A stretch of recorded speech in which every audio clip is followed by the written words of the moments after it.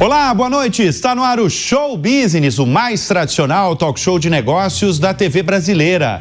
E no programa de hoje vamos receber Ricardo Faria, fundador e presidente do Conselho de Administração da Global Eggs, a holding que controla companhias líderes em ovos no Brasil, na Europa e nos Estados Unidos. Ricardo começou vendendo picolé nas praias de Santa Catarina e hoje produz mais de 13 bilhões de ovos por ano. O grupo faturou mais de 2 bilhões e 500 milhões de dólares no ano passado. Eu sou Bruno Meyer e seja muito bem-vindo ao Show Business que começa em instantes.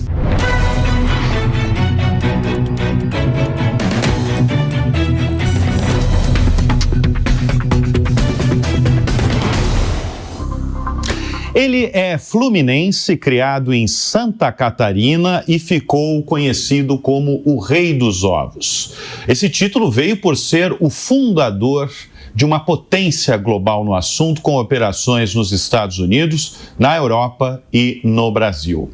O Show Business tem o prazer de conversar com Ricardo Faria, fundador e presidente do Conselho de Administração da Global Eggs. Ricardo, é um prazer muito grande recebê-lo aqui em nosso estúdio em São Paulo.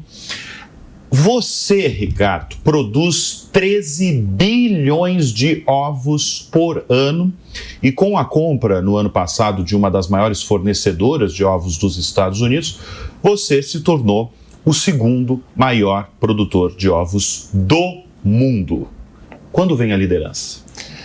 Não, a gente sempre focou em ser o melhor, em ser o mais rápido, em ser o mais competitivo, em ser o mais eficiente. Quero atualizar também que a gente entrou no Uruguai, né? Então a gente fez algumas aquisições no Uruguai. A gente é líder no mercado uruguaio de ovos.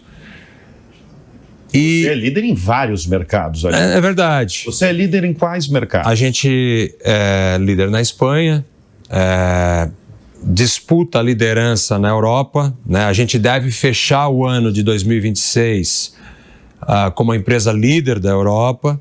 A gente é líder no Brasil e a gente é líder no Uruguai. E nos Estados Unidos, a gente disputa ali uma vice-liderança.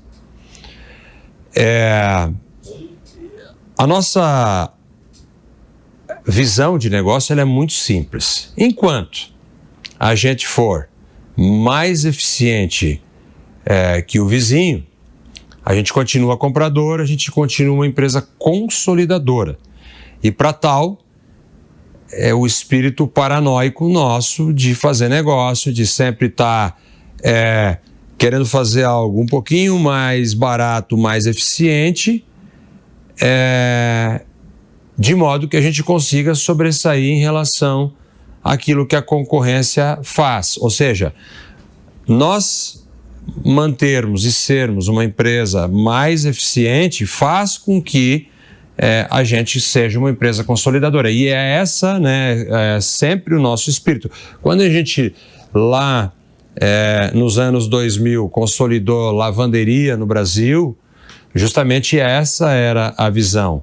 E a gente conseguir trazer essa visão de um segmento para outro, existia um ponto de interrogação, existe uma dúvida. Não, vocês foram bons num setor, vocês conseguem ser bons em outro? Então a gente conseguiu reunir o time e trazer muita gente boa, muita gente nova e repetir aquele feito que a gente havia feito em outro setor. E o ponto quando que é a liderança, isso é um objetivo? Não. Qual é o objetivo aqui? A gente continuar performando de uma maneira mais eficiente, mais competitiva que o concorrente. Mas hoje vocês estão muito distantes da liderança global de ovos? Não. A líder mundial é uma empresa chamada Calmeno, empresa americana. Se olhar em número de ovos, a Global Eggs no ano de 2026 deve produzir 15 bilhões de ovos, né? Então a previsão para esse ano? 15 bilhões de ovos. 15, né? 2025 a gente produziu 13, né? Então 26, 15. Se olhar em receita e se olhar em EBITDA, não tenho dúvida que em 26 a Global Eggs deve superar ou ser a maior empresa do setor. Se olhar em número de ovos, ainda não. A não ser que houver algum movimento, seja do lado dele, seja do nosso lado esse ano. Mas o nosso ponto é em a gente sempre continuar sendo numa empresa melhor, mais eficiente, mais competitiva. A gente está falando de Global Eggs porque ela virou, como eu falei no começo, a segunda maior produtora de ovos do mundo. Mas aqui no Brasil, o nome Granja Faria é extremamente conhecido. A Granja Faria, líder na produção de ovos. A sua internacionalização é recente, vem de 2024? Exatamente. Então, até 2024, você estava no Brasil liderando o setor brasileiro. Por que em 2024 você decidiu internacionalizar os seus negócios? Isso é uma frustração antiga. Quando a gente monta o projeto da Lavibras, das lavanderias, e todo um processo de consolidação no Brasil, a gente comprou 30 lavanderias em 36 meses, e a gente vende para o Grupo Elis, uma empresa francesa, segunda maior grupo de lavanderias do mundo. Fica uma alegria, né? Todo empreendedor brasileiro, ele quer realizar uma venda de uma empresa, né? O cara constrói um negócio e chega lá no final, alguém vem, valoriza essa construção e paga o valor,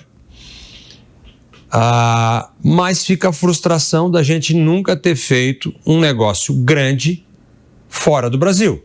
O nosso modelo, nós julgávamos, era um modelo melhor do que os americanos tinham, melhor do que os europeus tinham.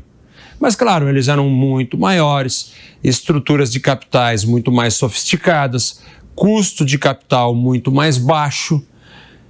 Então fica essa frustração, né?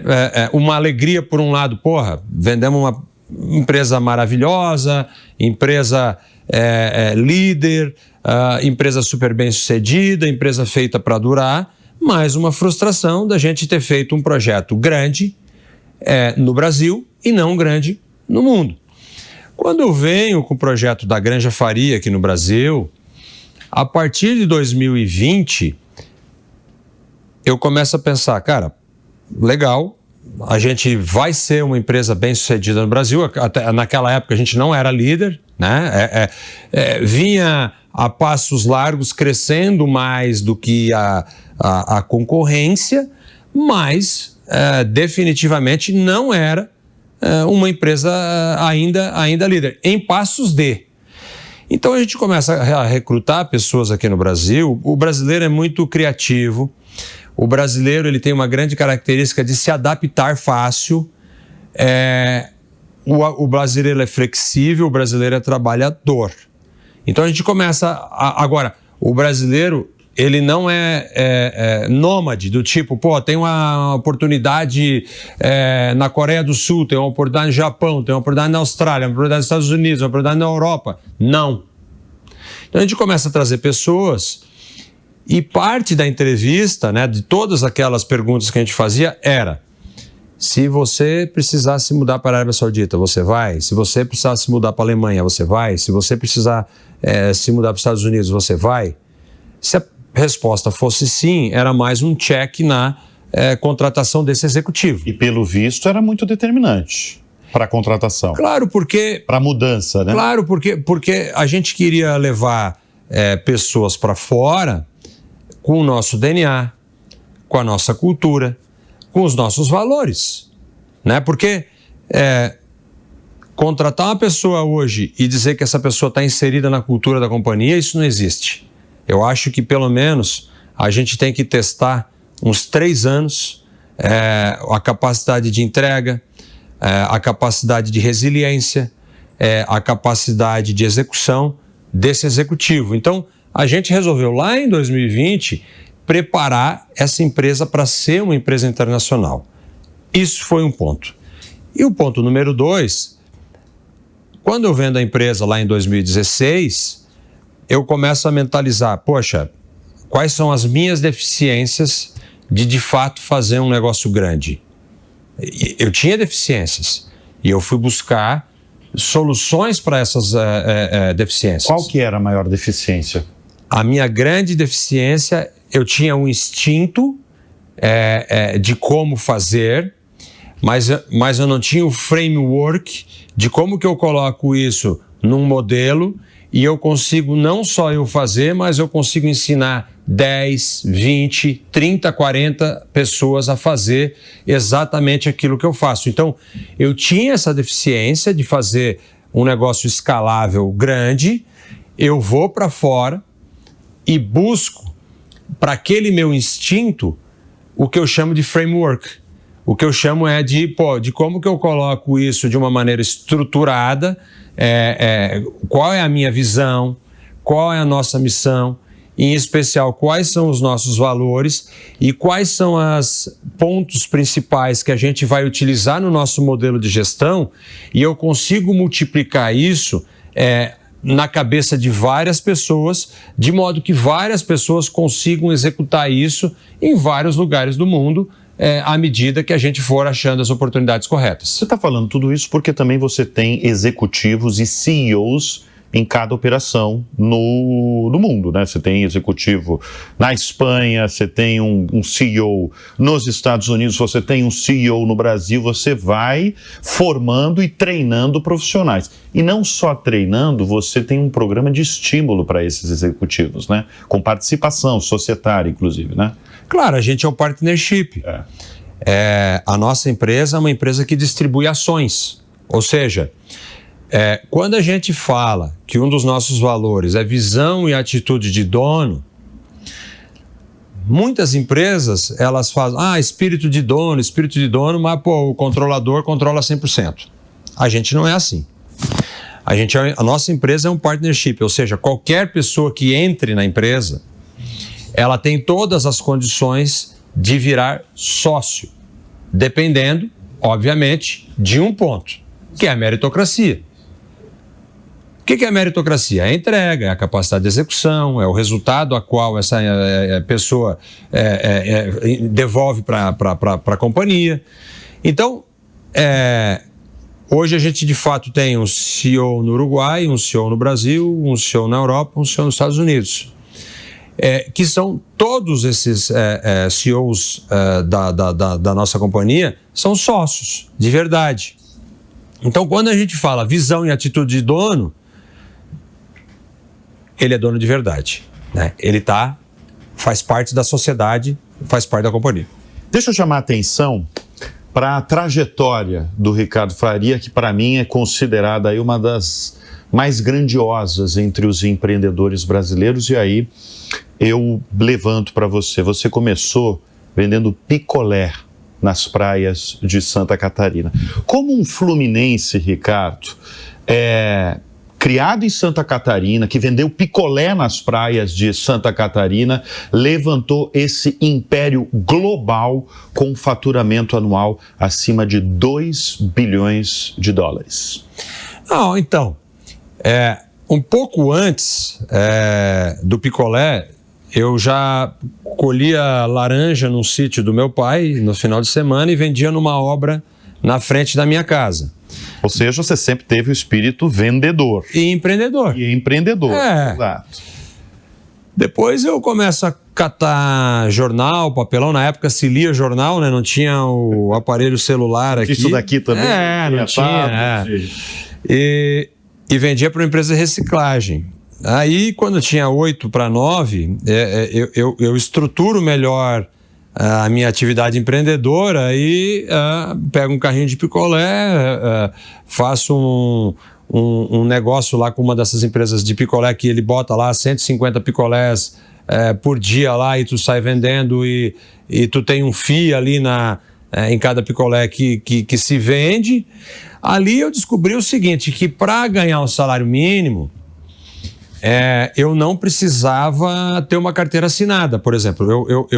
Eu fiz a minha carteira de trabalho novo, mas eu nunca tive uma carteira assinada. Nunca ninguém assinou a minha carteira. Eu resolvi trabalhar sempre por minha conta, sempre por conta própria. Ou seja, desde novo eu resolvi assumir riscos. E quando a gente está falando desde novo, é desde novo mesmo. Desde 8 anos. Desde 8 anos de idade. Vender picolé há 8 anos de idade. Então ali eu descobri que para ganhar um salário mínimo, eu não precisava trabalhar para ninguém. Né? Claro, na minha conta, naquela minha simplicidade de raciocínio, o que vinha na cabeça era um salário mínimo e eu ganhava ali tranquilamente um salário mínimo por final de semana vendendo picolé na praia. Né? Então essa era o meu modelo mental se forja ali dizendo o seguinte, olha, eu quero assumir o meu risco e eu vou trabalhar por minha conta e eu vou desenvolver oportunidades, alternativas de negócios que eu consiga fazer a diferença, mas vou trabalhar sempre por conta própria, por minha conta.